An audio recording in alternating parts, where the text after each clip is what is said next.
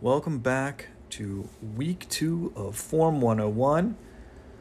I know that from reading Roger's emails and corresponding with him that he has been following the protocol that we set up, the exercise to swing from the front side. We did have a little bit of communication midweek, and we dealt with a couple of issues where he would start off nice and out there with the position of his upper body over his foot, and then as he was making his X step, his upper body would begin to lean back. We're going to take a look at Roger after a week of practice and a little bit of guidance, and we can see that he is making a swing from the plant leg now. That is good. We are going to work on a little bit of timing and a little bit of what's getting him out of balance at the end of the swing. So we see that he starts off now in a more athletic position. Roger does not at this point have a deep backswing. It's a shallow backswing with kind of a bent arm. But the thing I'm most concerned about is how those hips are staying back too long after the disc is out of his hand.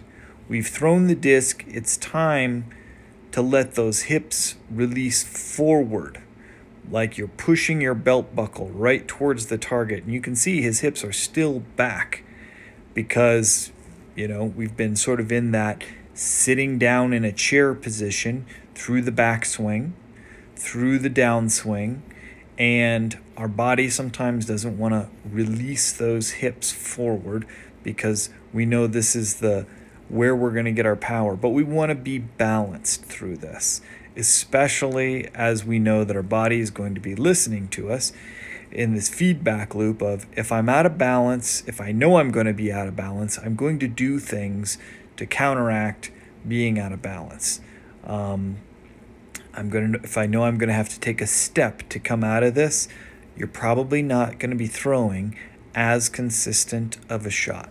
I'm going to go ahead and give you the recap of the Roger throw. So we're starting weight on the back foot. The hips are back. We're pushing into the table behind us. This is all good things. We make the lateral move. Roger's making the lateral move. This is all good things. Hips come forward. Disc gets released. Hips are staying back. And this back leg is sort of collapsed against the front. And then we're trying to release the toes and we're sort of popping up out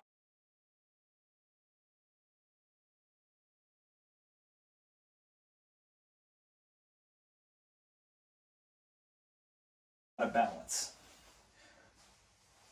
What I'm going to add into this motion is a little bit of a cadence that you're going to give to yourself, which is hips back, belt forward. Okay? Hips back in the backswing. Back here. If we're doing this from a, quote, standstill, where I'm putting, basically we could say my feet start together and I'm just going to stride forward. That to me is still a standstill. In that, I'm going to start with my weight on the front side.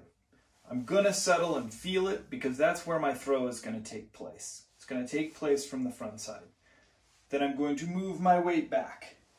I'm going to fully weight this back foot, and my hips are going to square up until I feel a real pressure running along the outside of my back leg. There's a point where if your butt is back and you're putting your hips back, you're going to feel a tension. That's when the hips come forward and they stay in this back position. Truthfully, it's like you're trying to sit down on a stool. The hips stay back.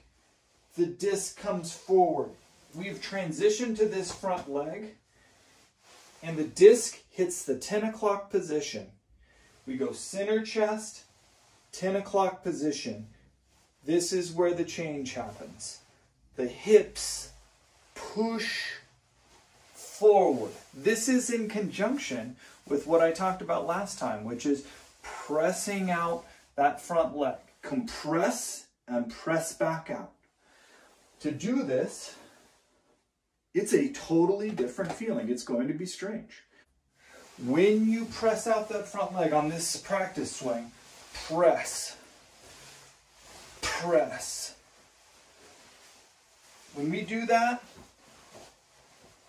that press out is how we bring our hips forward. It's not so much just keeping your hips back and then trying to jam your hip out. It's using your leg to press the belt buckle. That motion is a big part of what I wanted to practice. In terms of timing, the disc and my shoulders are going to stay perpendicular to the trajectory that I'm throwing on. When I'm at the feet together, starting my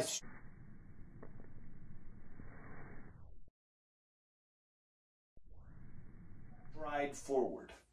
We do not want to be in the position we're in now, where with Roger, where the shoulders are back and I'm starting to stride forward.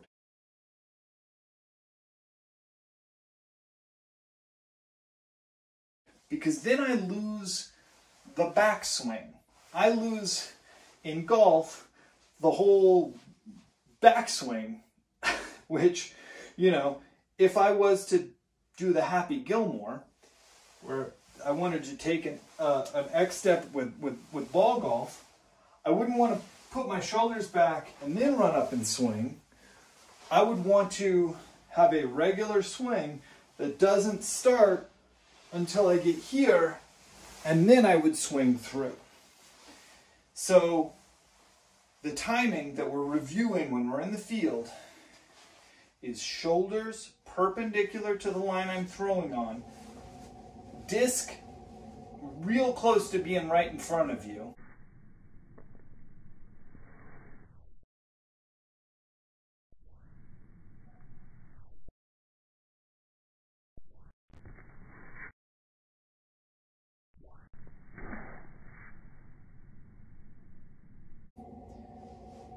When we're at the point where the right foot is crossing in front and starting the stride forward, as the disc then comes back and the shoulders rotate back. So we do not want to pre-turn our shoulders and load in backwards with backwards shoulders. We want to stride, sorry, I didn't even do it right. We want to load in here, foot forward, disc back, shoulders come back. So that equal and opposite looks just like this.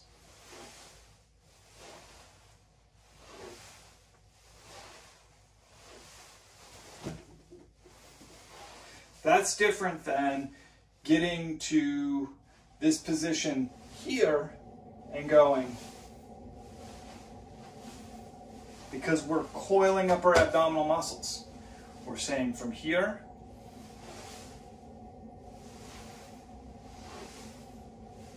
very different than bad way. We lose that ability to sort of snap back. Okay, so we're going to continue these leg swings because it's just going to be a part of how we teach our brain that the swing happens up here. It's a part of pre-warm-up. We're getting on the front side and we're just swinging these arms back and forth. And we're really going to focus this week on pressing out that leg. If we can press out the leg, we're going to be halfway, if not further, in getting this belt buckle to be targetward.